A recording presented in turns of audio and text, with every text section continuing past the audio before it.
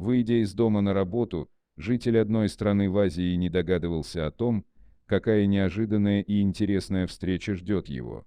Погода тогда стояла довольно теплая, хотя и присутствовала в воздухе небольшая влажность. Однако мужчина прекрасно чувствовал себя.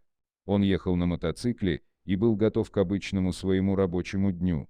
Внезапно раздался тонкий писк. Он и остановил мужчину. Совсем близко от него человек вывозил мусор.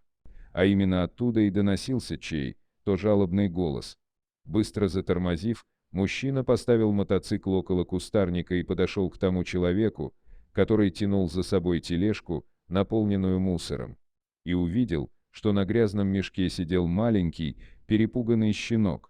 Мотоциклист остановил человека и задал ему резонный вопрос, каким образом песик оказался на мешке с мусором. Но тот и понятия не имел, кто же выбросил сюда собаку. При этом уборщик мусора был не менее растерянным, чем сам щенок. Мужчина подошел к собачке и протянул руку, чтобы ее погладить. Малыш подставил спину для ласк, но продолжал волноваться. Видимо, этот щеночек не слишком уж доверял людям. Пока мужчина, спешащий на службу, думал, что ему делать дальше, снова кто-то запищал. Мотоциклист понял, звук идет из голубого и также грязного мешка.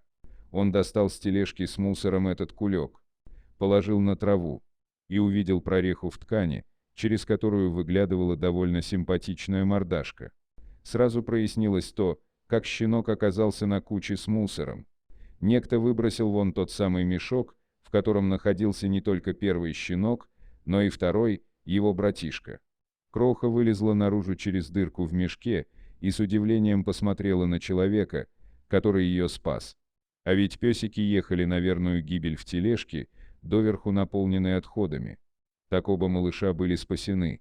И через небольшое время того и другого тщательно отмывали от неприятных запахов, которыми успела пропитаться их шерсть. Потом им был предложен вкусный ужин.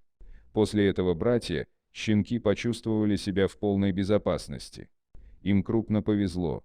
Если бы доброй души мужчина, спешивший на работу, не заметил бы их, не пожалел бы, не взял к себе, то пришлось бы им валяться на грязной свалке с отходами, одиноким, несчастным и больным. Так пускай их и в дальнейшем сопровождает удача. Пусть появятся у них хорошие хозяева,